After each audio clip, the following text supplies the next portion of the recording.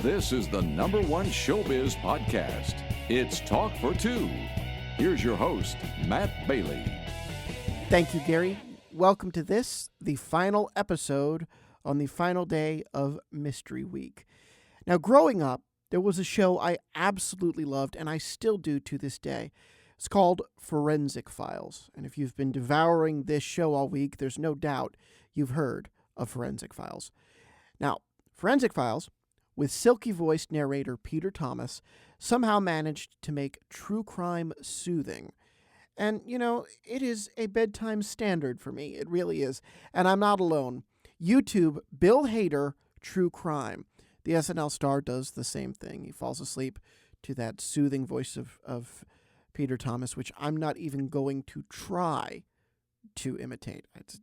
He is not imitable at all. Inimitable, I think is the word. Now, there was one expert who cropped up on the show quite often. He's probably the most prolific voice in forensic science, Dr. Henry Lee.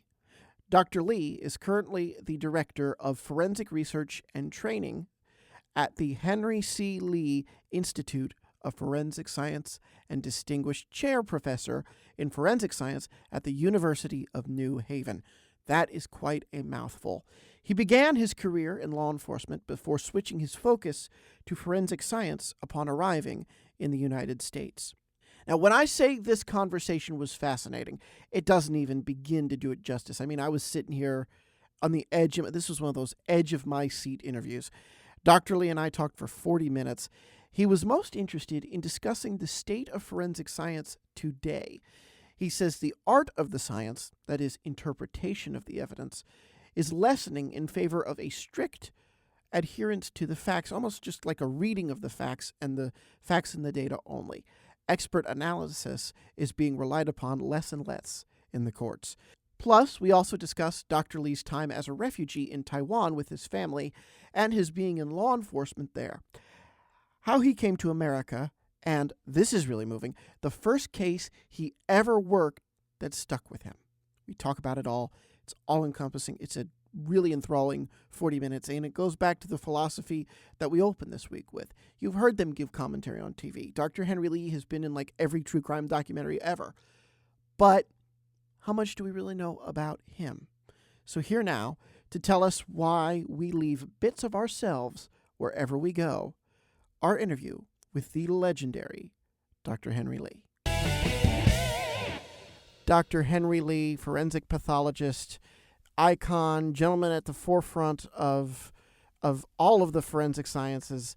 Sir, an honor to have you. How are you on this New Year's? Well, Matt, the coronavirus, corona pandemic really affect everybody's life. Of course, it changed forensic field tremendously too. How so? Yeah, I've been in this business almost 60-some years now. But I do want to make one correction. Your show is wonderful, but you say I'm a forensic pathologist. I'm not a pathologist.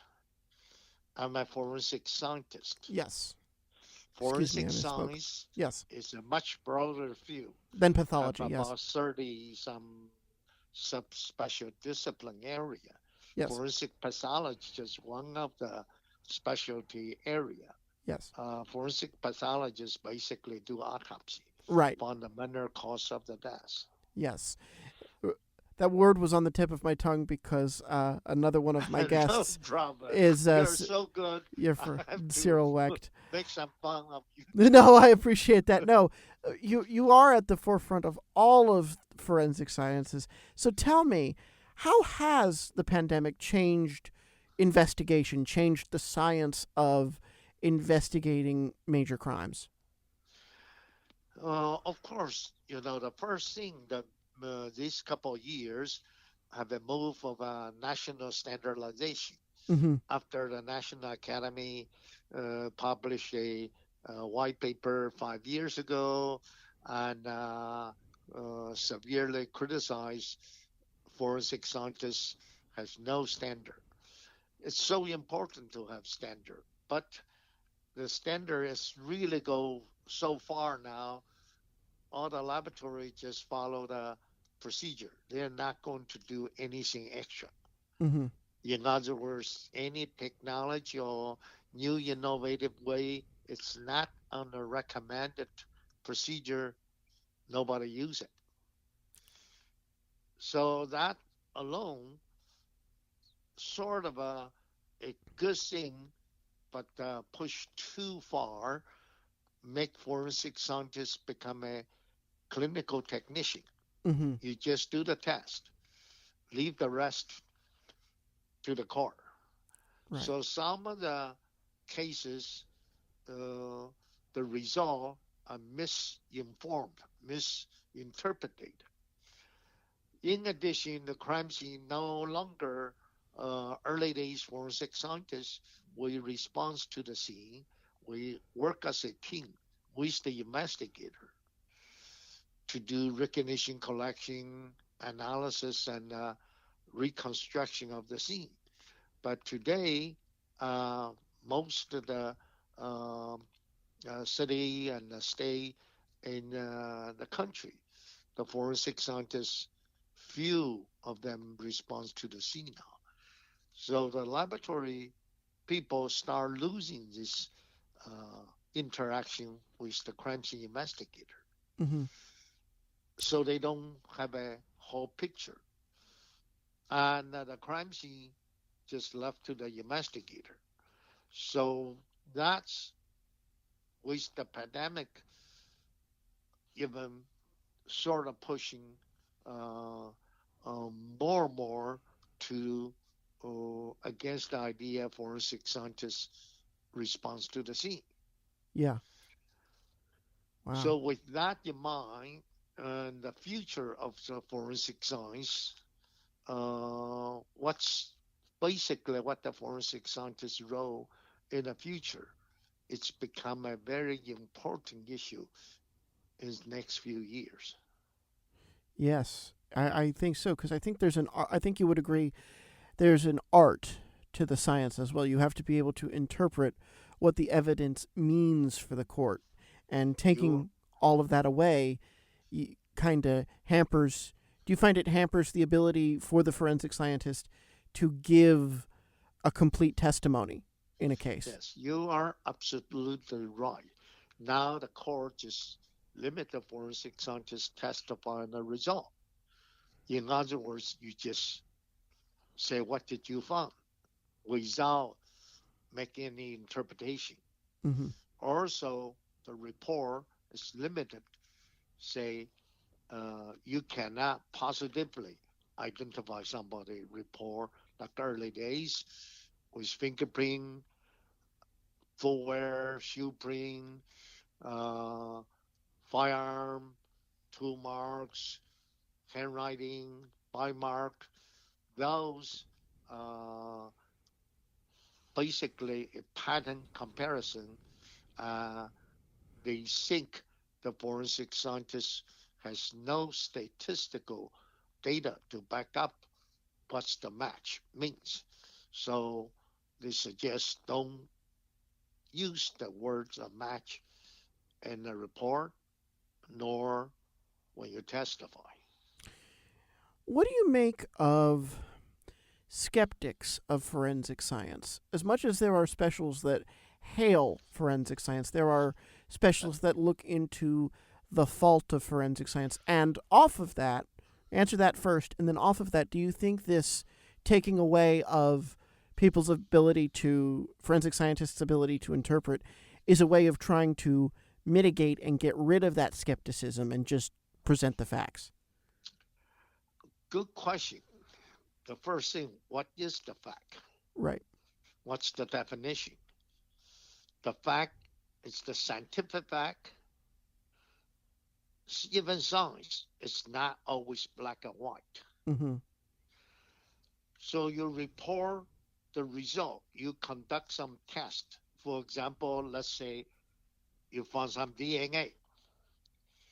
That's now become a sort of a most important type of evidence now. You found some DNA. Is DNA really determine somebody's guilty or innocent? Mm-hmm. It's not, because the DNA now, the technology is so sensitive. We already got to a third generation of a DNA test. A small amount of DNA, so-called touch DNA, trace DNA, you can get their profile out. Now, there's something called secondary transfer.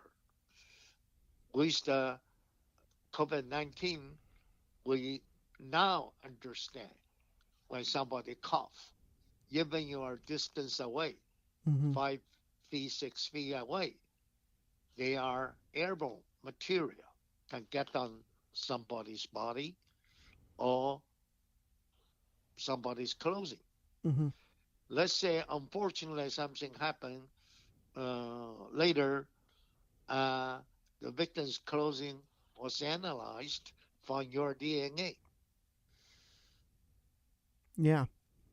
Yeah. What does it mean? Does it mean you are the killer? No. Doesn't not No, of necessarily. course not. And Why I'm going to stop you there. Why is touch DNA admissible? Because that's if it's so sensitive and it's reading such minimal amount. I mean, we don't allow polygraphs, and that's reading something, and it's too subjective to make out. Wouldn't touch DNA be kind of too subjective to really hold up? it's because the DNA have database. Yeah. They have genetics to calculate. So 1 in 3 trillion or 1 in 20 billion, uh, more likely that's the person. Mm-hmm. So DNA is a very sexy type of forensic evidence. Now, of course, it's a two-edged sword, so-called innocent project. Now, found some, all cases, found some DNA. They say, wow, look, that's the real killer's DNA. Therefore, the original person was arrested is innocent. So it's kind of that go back to the issue. Who's going to interpret the result?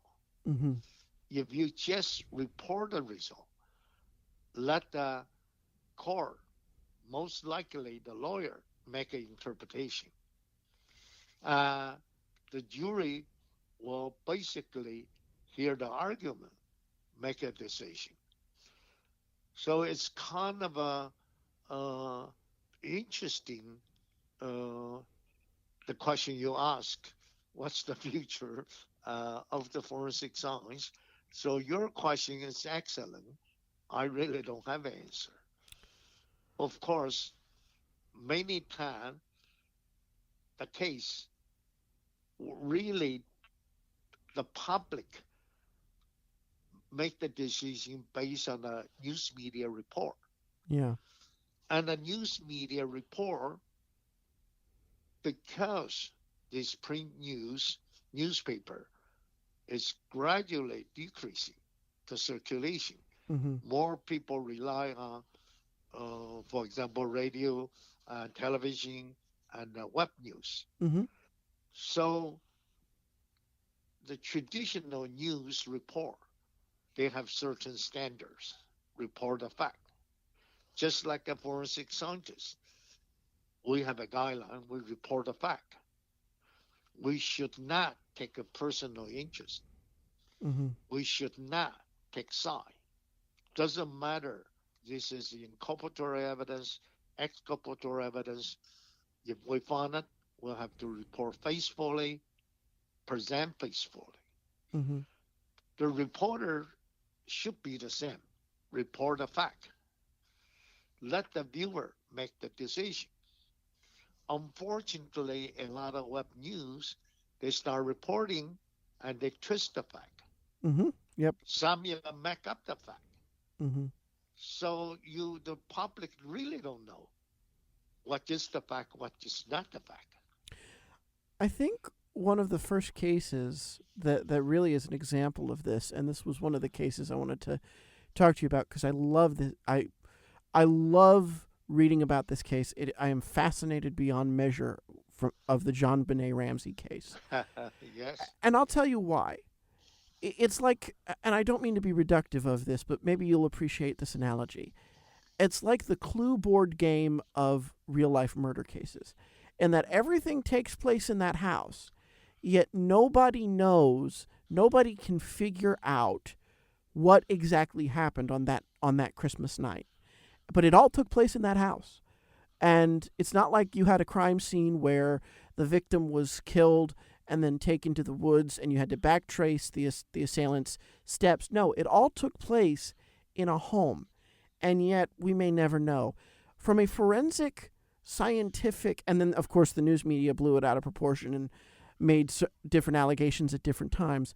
But on a forensic science level, what went wrong? Why was this case not as open and shut as it should have been? What Okay. went wrong? Good question. Excellent question. As you, I was invited to assist the investigation by the district attorney Alex Hunter and later the police chief of the Border Police Department. However, this invitation was extended almost 2 months later. Wow. So the crime scene, so important. The crime scene, when the investigator get there, have to preserve it right away. Then they call the forensic scientists and other expert to work together, to read the scene, to search the scene, to analyze the scene. But John Benet Ramsey case, friend, is gone because the family members and relatives, neighbors, and even the priest showed up. The police got to the scene, did not control the scene. Yeah. They searched the scene. The first search did not even find her body. Her body in the basement, so-called a wine cellar, Yeah. in a room. If the police, the morning search, found her body right away, instead of until afternoon 2 o'clock to find the body, this may be different. Yeah. Case. The second thing, of course, that the so-called kidnapping note left by the kidnapper on the staircase. That note consists of 3 pages. If you read the note, that's why it's so important. The note, not only for handwriting analysis, should also check for fingerprint, also check for the word choosing so-called profile in the writer, Yeah. and of course the DNA. But unfortunately, all of those we start suggesting, say 2 months later, to do those analysis.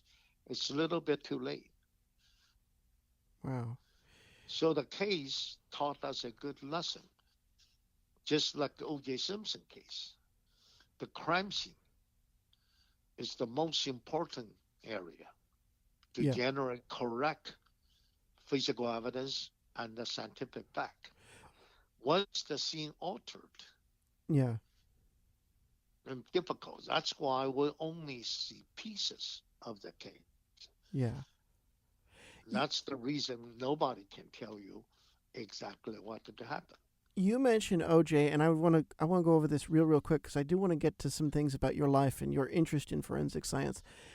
Is it true that really it boils down to the chemical that was used on the glove, and that's if the glove doesn't fit, you must acquit? Or is it more complex than that, with things involving mismanagement of the crime scene that maybe wasn't sexy enough, to use your words, that didn't make the news, that added to that reasonable doubt that the jury had? whatever you just say, every area contributing Yeah. the jury's decision. Because from day one, when we get there, we saw two type of shoe print, bloody shoe print. Yeah. However, the investigator already made up the mind, one person. That's O.J. Simpson. So they choose to ignore the second set of shoe print.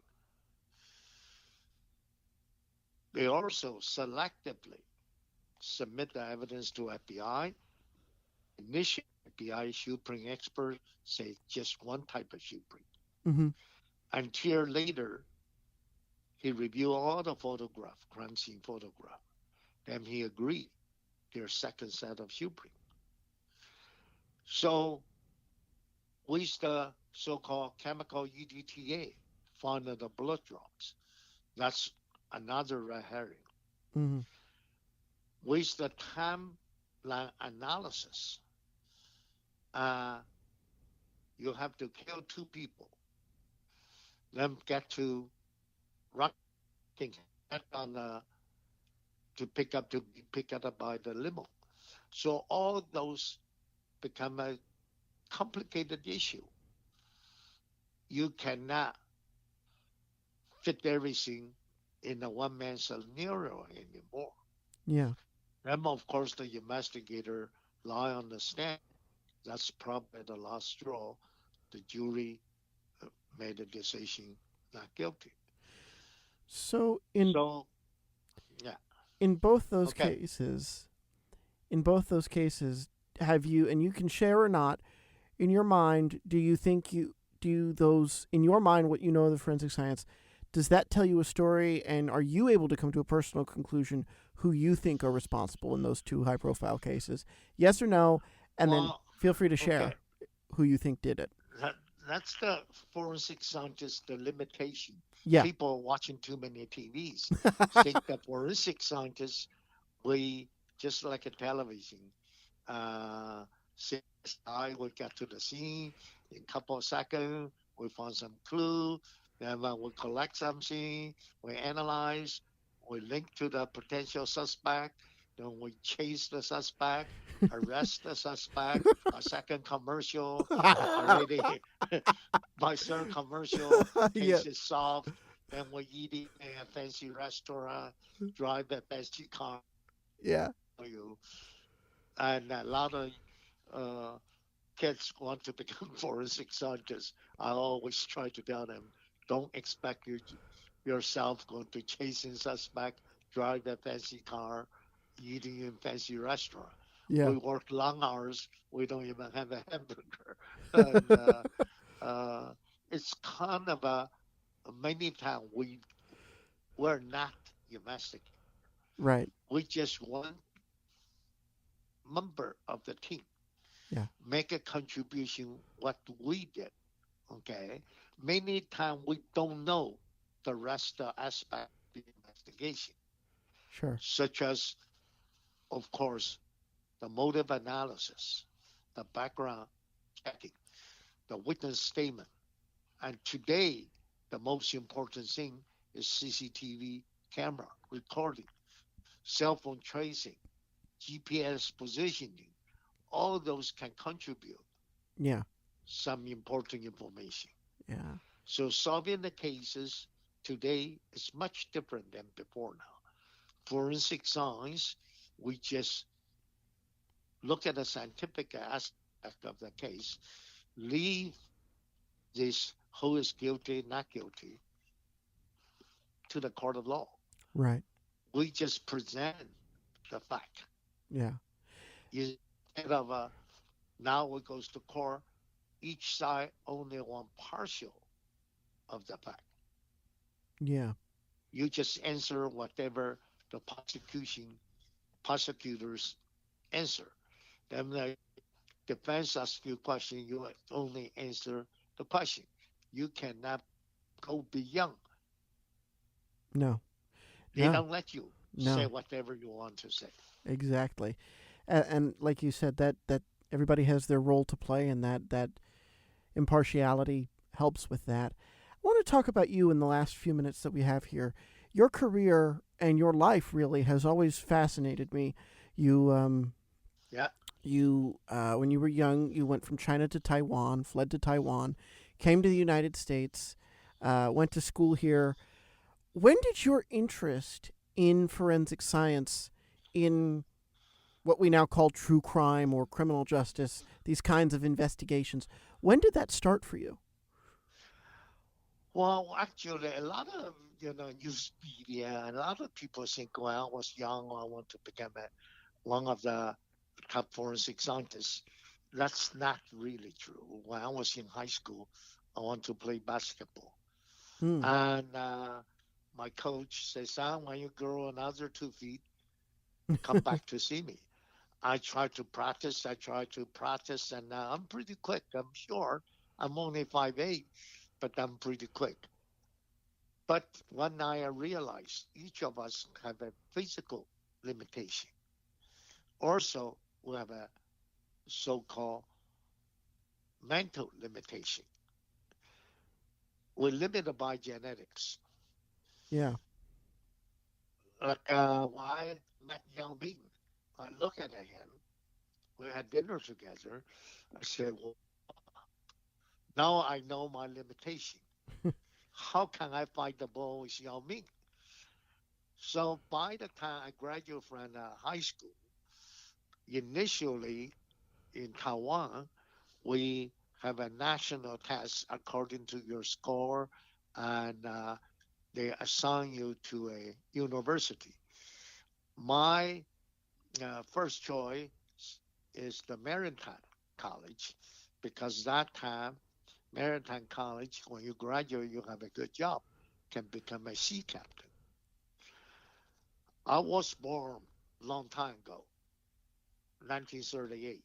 Right. That's a long, long time ago. I'm 83 now. Oh wow. And my family used to be very rich, but Oh. my father passed away in a boat incident. And so when I was 8, 9 years old, I lost my father. My mother single-handed raised all certain kids. So from very rich become very poor. Maritime College costs a lot of money, the tuition. At the same time, Taiwan Police College recruiting new students. I went there not really want to become a police officer, just to keep a classmate company. Two of us went there, took the test. Somehow I got in. He did not. That changed all my life. So I became uh, one of the youngest police captain Oh wow. in 1960s. Mm-hmm.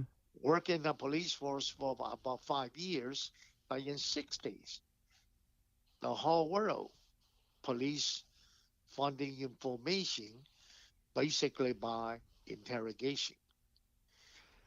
And especially in Asia at that time, uh, really nobody used any so-called physical evidence crime scene analysis.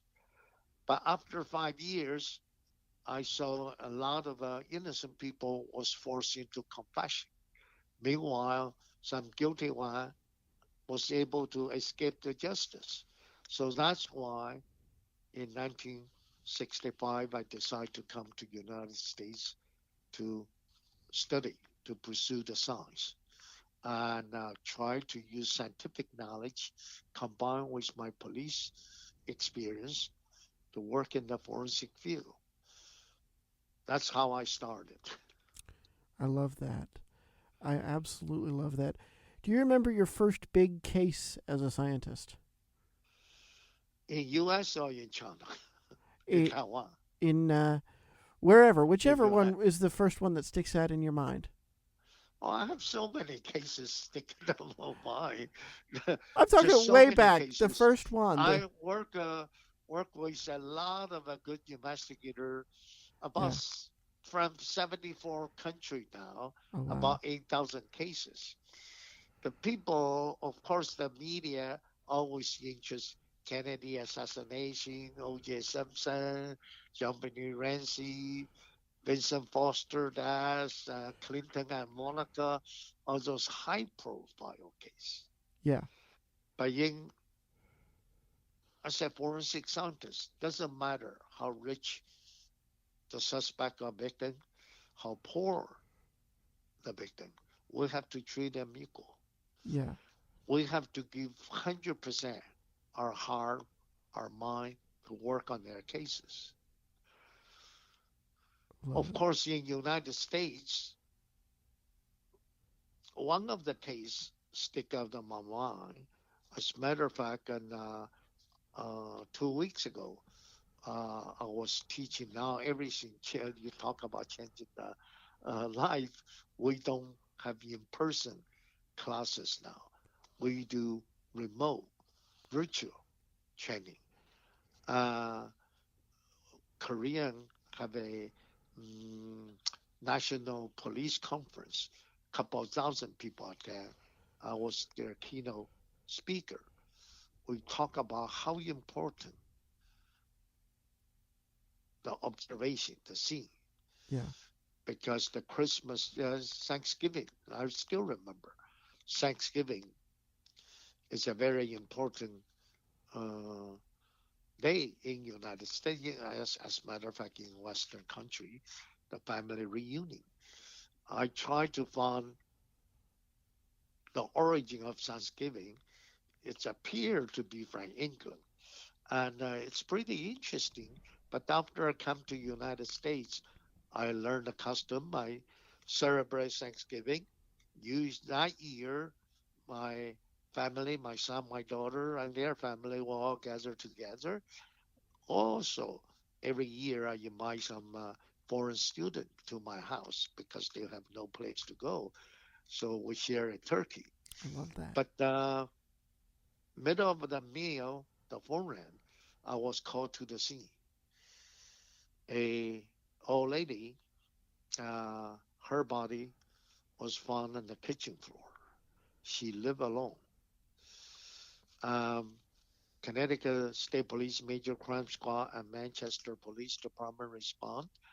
So Detective briefed me, say, she lived alone. She had a daughter living in California, and her neighbor made an apple pie in the afternoon to uh, deliver to her. When they knocked on the door, found the door unlocked, pushed in, found her body. Oh, wow. Terrible, terrible crime scene. She received 27 stab wounds. Oh, my God. And of course, we look for something. How many stab wounds should have a lot of blood. However, the kitchen floor is pretty clean. Yeah. So anything against usual become important. Mm. So at the scene, we basically use common sense, use logic to develop a hypothesis. Mm-hmm. So that tells me somebody clean up the scene. Somebody, why clean up the scene? So of course, probably destroy the evidence. What type of evidence commonly found on the floor, Matt? That's a question for you. Semen and blood. Semen and blood and shoe prints. Shoe prints. Yep. Semen, usually you don't find on the floor. Well, Okay. okay. You know what? uh, Well, maybe your kitchen floor find a lot of semen. Because usually the regular male ejaculate hmm. only 2, 3 cc, very little. Yep. Not going to like a water faucet all over the floor.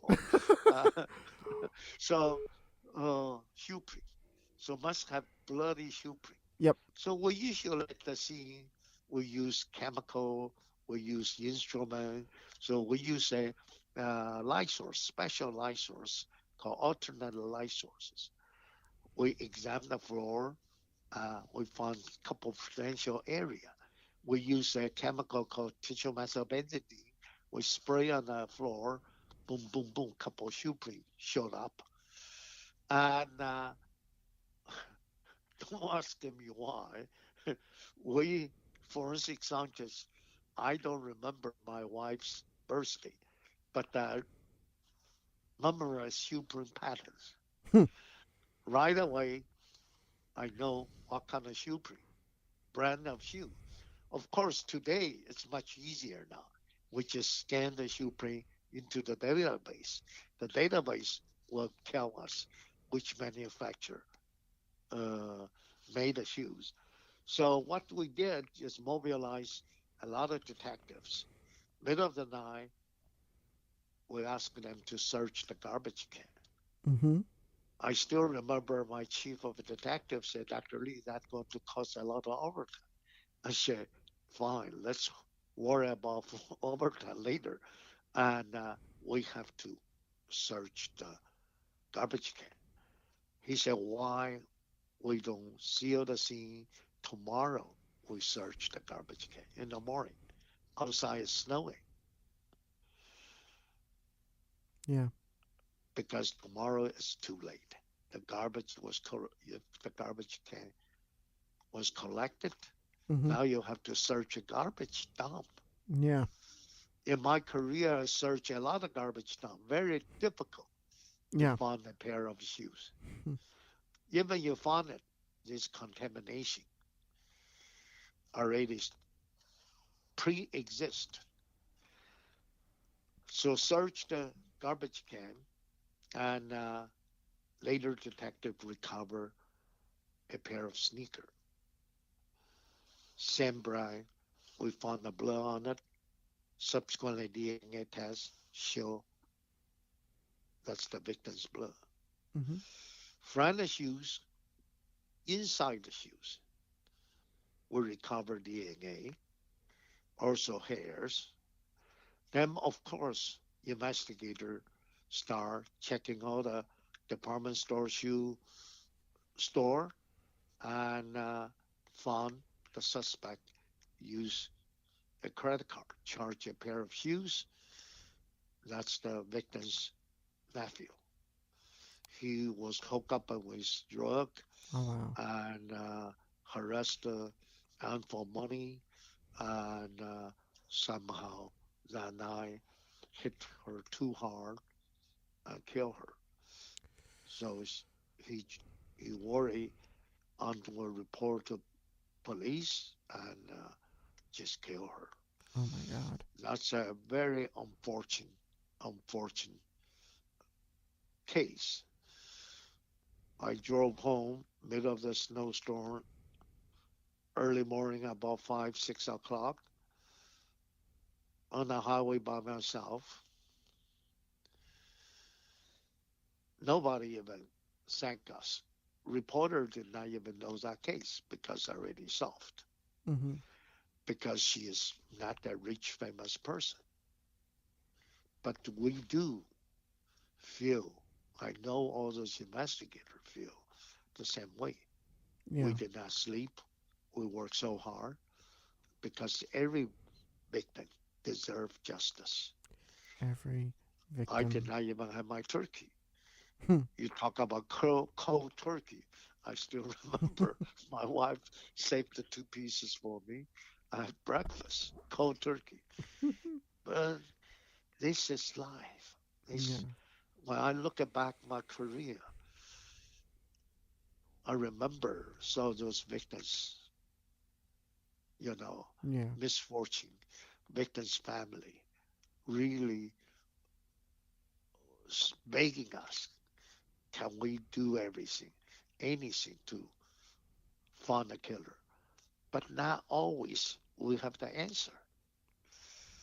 You talk about John Benet Ramsey, but Kennedy assassination, Yeah. we're still debating. So many cases in this country, unsolved. According to the national statistic, one third of homicide unsolved. So we average about 16,000 to 18,000 homicide per year. Think about it. It's about 5,000 to 6,000 cases unsolved. Wow. That's a lot of cases. 10 years, how many victims' family waiting for justice? Yeah. Sexual assault, even worse, about 1 million cases per year, clearance rate about 50%.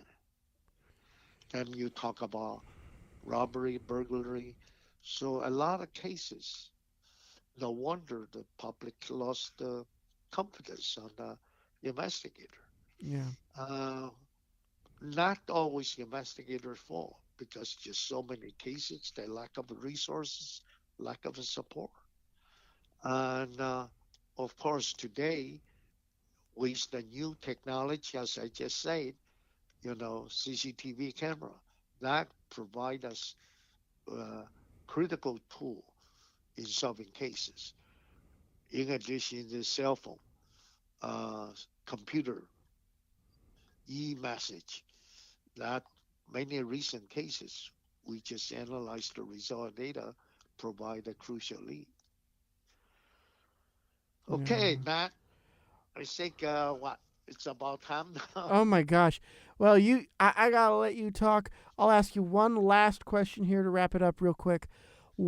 Because that was engrossing and gripping, and thank you for sharing that. Sure. What is your advice? I know you teach, and I know people all over the world come to you for your opinion and advice. I know people listen to this, and I hope to reach that one kid playing with his CSI kit, and learning the basics. What's your advice to young folks who want to get into forensic science? Okay. As I said, I'm 83 already. I already retired. So I'm not really directly involved in the recruitment and the direct teaching. However, as a forensic scientist, the first thing you have to learn the science, learn the investigative technology, and curiosity. Use logic, Yeah. use your mind, and call as it is the fact. Don't take side. Yeah. Don't walk to the scene like a television actor or actresses say, I have a theory. Nobody has a theory. We only can develop a hypothesis.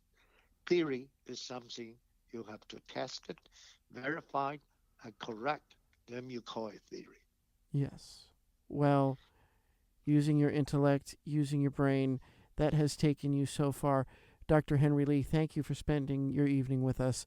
And again, Happy New Year, and all the best to you. Thank you very much.